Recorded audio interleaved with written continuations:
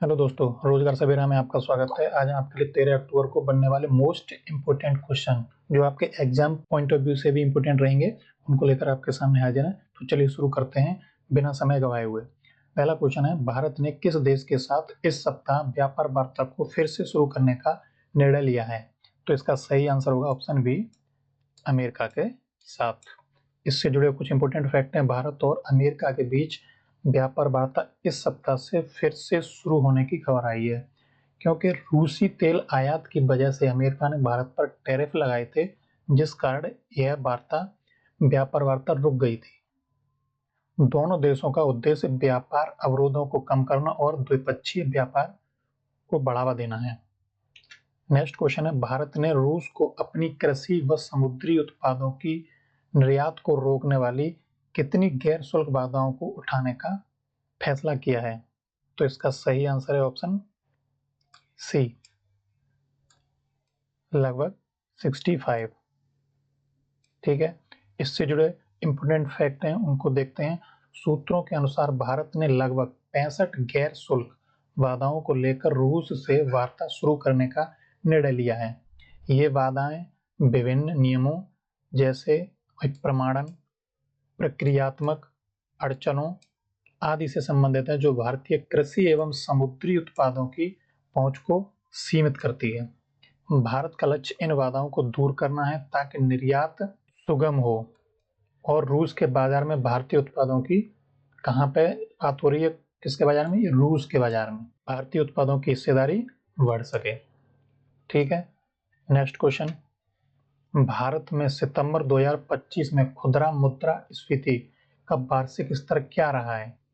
तो इसका सही आंसर है ऑप्शन बी, 1.54%। इससे जुड़े कुछ इंपोर्टेंट फैक्ट। सरकारी आंकड़ों के अनुसार सितंबर 2025 में भारत की खुदरा मुद्रास्फीति जो सीपीआई पर आधारित है 1.54% रही है। यह 8 वर्षों यानी 99 महीनों का सबसे निम्न स्तर माना गया है। इस गिरावट का मुख्य कारण खाद्य एवं सब्जियों की कीमतों में भारी कमी रही है। हालांकि यदि हम कोर इन्फ्लेशन देखें, क्या क्या देखना होता है हम लोगों को इसके लिए? कोर इन्फ्लेशन, खाद्य एवं ऊर्जा को हटाकर, तो वह बढ़ी है। मुद्रास्फीति के आधारभूत दबाव अभी भी मौजूद हैं। ठीक है, नेक्स्ट क्वेश्चन, भारत ने अमेरिका से एलपीजी लिक्विफाइड पेट्रोलियम गैस आयात के लिए अपनी पहली वार्षिक नीलामी की समय सीमा को किस दिन तक बढ़ा दिया है? ठीक है, तो इसका सही आंसर है ऑप्शन सी, 17 अक्टूबर 2025 तक। ठीक है, इससे जुड़े कुछ इंपोर्टेंट फैक्ट हैं। समाचारों के अनुसार भारत ने अपनी पहली वार्षिक एलपीजी आयात निविदा की समय सीमा 17 अक्टूबर 2025 तक बढ़ा दी है। इस निर्णय का उद्देश्य अधिक कंपनियों को भागीदारी का अवसर देना और बेहतर बोली प्राप्त करना है। ठीक है, यह कदम उन तेल एवं ऊर्जा क्षेत्र से संबंधित व्यापारिक नीतियों का हिस्सा है जिन्हें भारत अपनी आपूर्ति विविधता बढ़ाने की दिशा में ले रहा है। ठीक है, नेक्स्ट क्वेश्चन है, भारत में इंदिरा 2025 नामक द्विपक्षीय सैन्य अभ्यास किस देश के साथ और कहां आयोजित हो रहा है? ठीक है, ये हो रहा है ऑप्शन ए, इसका सही आंसर होगा रूस और बीकानेर। ठीक है, इससे जुड़े कुछ इंपोर्टेंट फैक्ट हैं, वो देख लेते हैं। इससे बीकानेर को लेकर कंफ्यूज नहीं होना है, क्योंकि रूस एक कंट्री है और बीकानेर भारत का एक शहर है। तो इससे सीधा ये भारत और रसिया के बीच है, लेकिन ये बीकानेर में हो रहा है। इंदिरा एक द्विपक्षीय इंडिया एवं दूसरा देश जो कि रूस है सैन्य अभ्यास है, और इंदिरा 2025 रूस के साथ भारत में बीकानेर में आयोजित हो रहा है। ठीक है, नेक्स्ट फैक्ट है, यह अभ्यास दोनों देशों के बीच सामरिक सहयोग और सैन्य क्षमताओं का आदान प्रदान बढ़ाने का लक्ष्य रखता है। इस तरह के अभ्यासों से आपसी समझ बढ़ती है, संयुक्त प्रशिक्षण होता है और रणनीतिक तालमेल भी बेहतर रहता है। ठीक है, नेक्स्ट क्वेश्चन है, भारत ने किस संयुक्त सैन्य अभ्यास की घोषणा भारत ऑस्ट्रेलिया के बीच की है जो 13 अक्टूबर 2025 से शुरू हो रहा है? तो इसका सही ऑप्शन है ऑप्शन बी, ऑस्ट्रा हिंद। इसका इंपॉर्टेंट फैक्ट देखते हैं, भारत और ऑस्ट्रेलिया 13 अक्टूबर 2025 से ऑस्ट्रा हिंद नामक संयुक्त सैन्य अभ्यास शुरू कर रहे हैं। क्या नाम है इसका? ऑस्ट्रा हिंद। यह अभ्यास दोनों देशों के बीच रक्षा सहयोग को बढ़ाने, नौसैनिक एवं सामरिक संयुक्त अभ्यास करने और रणनीतिक तालमेल बढ़ाने की दिशा में एक कदम है। ठीक है, नेक्स्ट है, इस कदम के अभ्यास से दोनों देशों के सशस्त्र बलों को एक दूसरे की कार्यप्रणाली, बेड़े संचालन, संचार आदि में तालमेल बढ़ाने का अवसर मिलता है। नेक्स्ट क्वेश्चन है, भारत और यूरोपीय संघ को ईयू के नाम से भी जाना जाता है, ने किस राउंड में एफटीए यानी कि फ्री ट्रेड एग्रीमेंट वार्ता को पूर्ण किया है और किस तिथि तक समझौता करने का लक्ष्य रखा है? ठीक है, तो इसका सही आंसर होगा ऑप्शन सी, 14 राउंड। ठीक है, 14 राउंड जो दिसंबर 2025 तक है।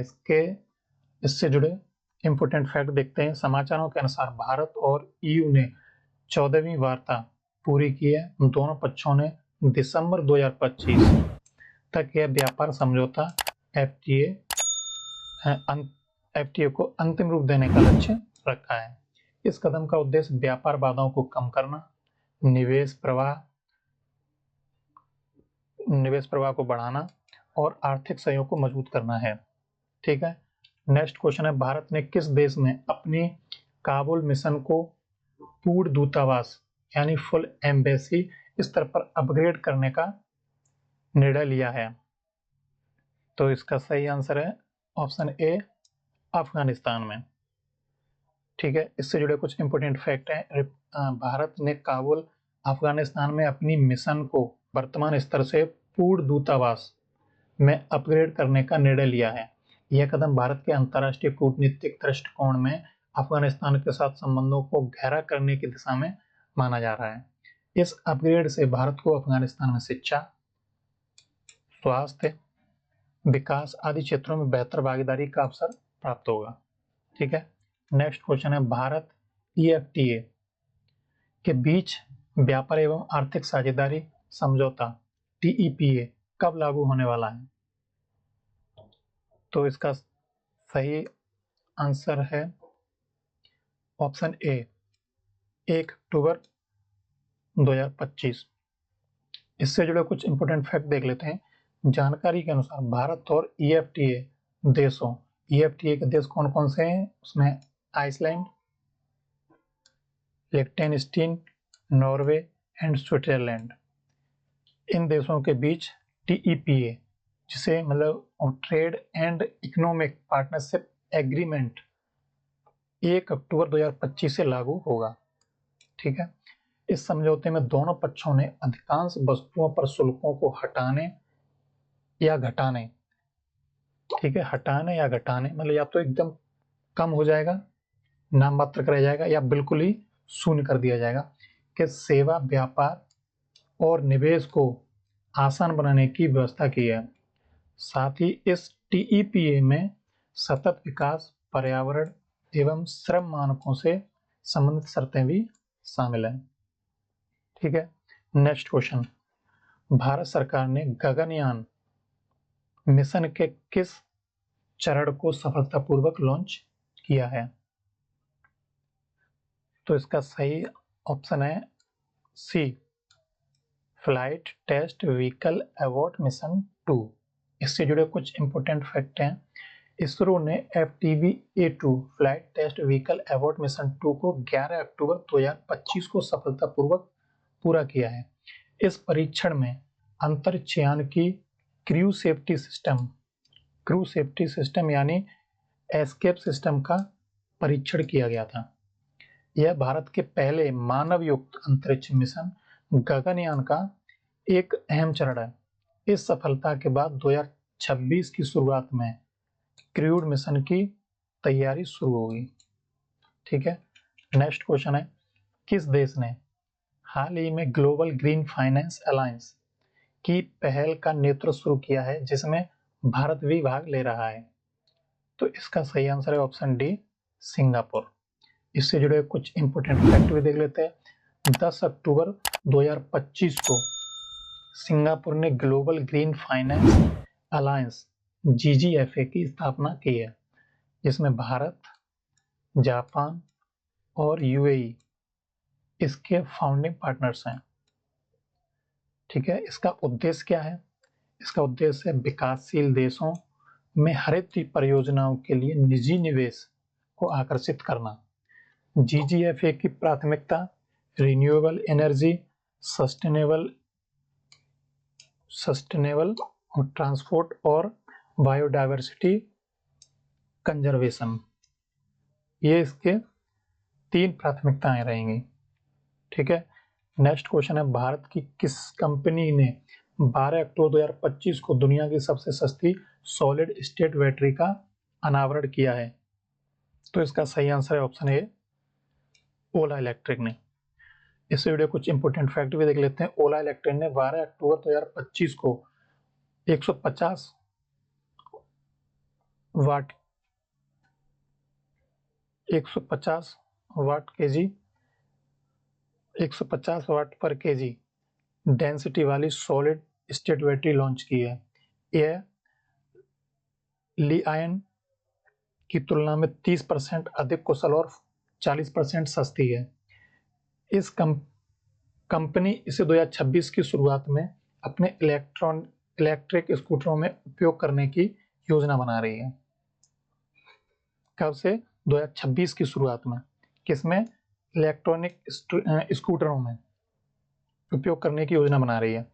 भारत की ईवी नीति में यह make in India battery tech का बड़ा कदम माना गया है। ठीक है, नेक्स्ट क्वेश्चन है, IMF ने 2025-26 के लिए भारत की GDP वृद्धि दर कितनी अनुमानित की है? तो इसका सही आंसर है ऑप्शन सी, 6.8। IMF ने, इससे जुड़े कुछ इंपोर्टेंट फैक्ट देख लेते हैं। IMF ने अपनी वर्ल्ड इकोनॉमिक आउटलुक अक्टूबर 2025 रिपोर्ट में भारत की GDP वृद्धि 6.8% अनुमानित की है। ठीक है, यह दुनिया की सबसे तेजी से बढ़ती बड़ी अर्थव्यवस्था के रूप में भारत की स्थिति को मजबूत करता है। रिपोर्ट के अनुसार विकास के प्रमुख कारण क्या हैं? उनमें जो 3 हैं, पहला है मजबूत सेवा क्षेत्र, दूसरा है सरकारी पूंजीगत व्यय और तीसरा है निर्यात सुधार। ठीक है, नेक्स्ट फैक्ट है, हालांकि वैश्विक मंदी और तेल की कीमतों में उतार चढ़ाव चुनौती बने रहेंगे। ठीक है दोस्तों, तो ये थे आज के क्वेश्चन। अगर आपको वीडियो पसंद आई हो तो प्लीज़ सब्सक्राइब करें और शेयर एंड लाइक भी करें। धन्यवाद।